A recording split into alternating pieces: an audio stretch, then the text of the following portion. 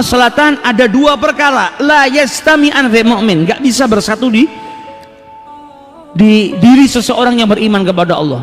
Ini dua perkara ini enggak baik, jangan sampai ada pada diri seseorang yang beriman. Apa? Al-bukhul, sifat kikir, wa su'ul khuluq, dan akhlak yang tidak bagus, budi pekerti yang tidak luhur, atau moral yang bejat. Ini dua hal ini nggak boleh ada pada diri seseorang yang beriman.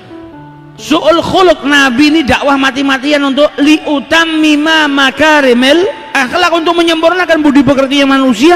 Lah kok ada mukmin akhlaknya bejat, ini bertolak belakang dengan misinya Nabi. Nggak boleh ada mukmin, orang yang ngaku beriman tapi akhlaknya nggak baik. Yang kedua apa? Jangan sampai ada mukmin bukhul. Siapa yang ditiru? Karena mukmin ini diperintahkan niru Nabi Muhammad. Nabi Muhammad akhlaknya mulia, Nabi Muhammad orangnya dermawan. Nggak ada sejarah yang menyebutkan Nabi dan para sahabatnya itu punya sifat kikir, nggak ada. Dan orang-orang yang mengikuti mereka nggak ada yang kikir sama sekali. Dan perintah Al-Quran nggak bisa dikerjakan sama orang yang kikir, susah lah. Dikatakan dalam Al-Quran apa? Lan tanalul birra hatta tunfiku mimma tuhibbun. Engkau ini nggak akan mendapatkan kesempurnaan dalam kebaikan.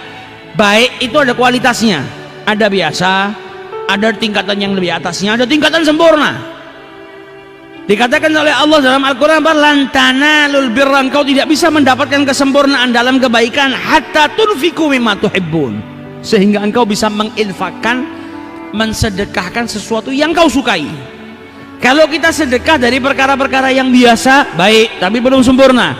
Tapi kalau sudah bisa mensedekahkan sesuatu yang kita sukai, saya suka dengan ini, itu yang disedekahkan, maka mendapatkan kesempurnaan dalam bersedekah, kesempurnaan dalam kebaikan. Karena tingkatannya orang bersedekah biasa, ini makanan sudah kemarin nggak dimakan, dibikin oblok-oblok aja kasihkan ke tetangga, dia sudah nggak suka, suruh makan aja nggak kolu, tapi belum rusak. Kalau rusak haram, bisa jadi racun, bisa bunuh orang, bisa ngasih penyakit, nggak boleh disedekahkan. Masih baik, masih layak dimakan, tapi dia nggak suka, disedekahkan. Ya sudah, kau dapat pahalanya sedekah, tapi kesedekahmu itu derajatnya rendah. Karena apa? Kau mensedekahkan dari sesuatu yang sudah tidak kau sukai.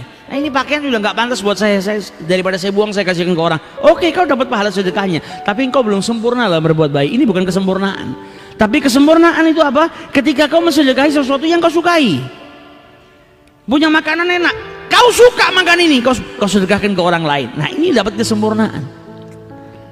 Mau mensedekah, oh ini pakaian ini kalau saya pakai saja saya malu, saya nggak mau, sudah lusuh. Kalau saya mau ngasih hadiah ke orang, mau ngasih sedekah, ya saya kasih yang baru.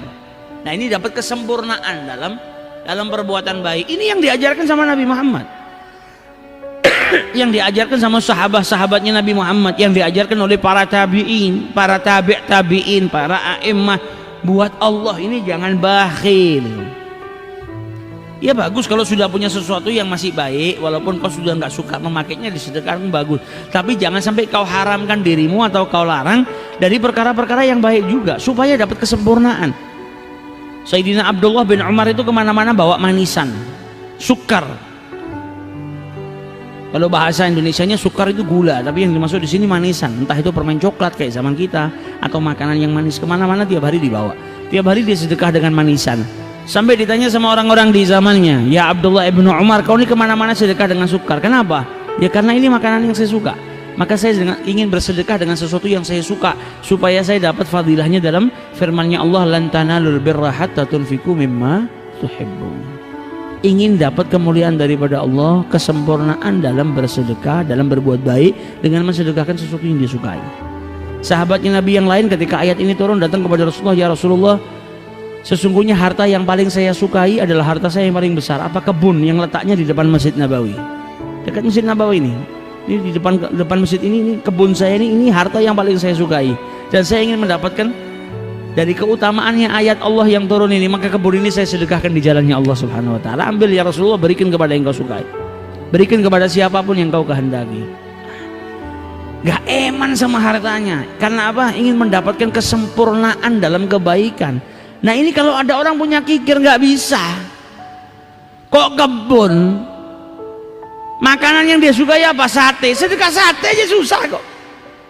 Yang ada apa? Kecapnya sisanya. Ini daripada kecapnya dibuang, nasinya masih ada sedikit, kasihin ke tetangga. Yang penting kan mereka makan, ngasih makan orang.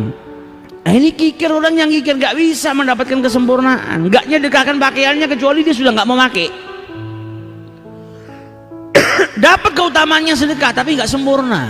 Yang kita harus contoh siapa? Orang itu kan diperintahkan kalau mau cari sesuatu cari yang istimewa. Mau cari bojo aja cari yang istimewa, cari pahala gak mau yang istimewa. Sedekah jangan cari yang nanggung, cari yang istimewa. Biar kelak kita bisa ngerasakan di hadapan Allah ketika kita dibangkitkan, kita dapat daripada sesuatu yang istimewa yang Allah janjikan. Nah, ini yang diajarkan sama Rasulullah SAW. Gak ada, Nabi gak pernah bakhil. Kalau pulang ke rumah tanya ada makanan, sama istrinya dijawab ada. Sedekah apa hadiah? Sedekah ya Rasulullah. Diambil sama Nabi, dibawa ke ahli suffah, orang-orang yang hidup di emperan masjidnya Nabi. Karena Nabi nggak boleh makan sedekah, diberikan kepada ahli suffah. Kalau hadiah setengah buat Nabi sama keluarganya, setengahnya lagi dibawa ke ahli suffah. Nabi nggak mau ada orang yang nggak makan. Kalau dapat sesuatu mikirkan yang lain. Karim, dermawannya luar biasa. Para sahabatnya Nabi sama, dermawannya luar biasa. Punya sifat ithar, mendahulukan saudaranya. Dapat makanan, jangan kau kasihin ke saya. Saya memang belum makan, tapi saudara saya lebih membutuhkan. Saling mendahulukan satu dengan yang lainnya.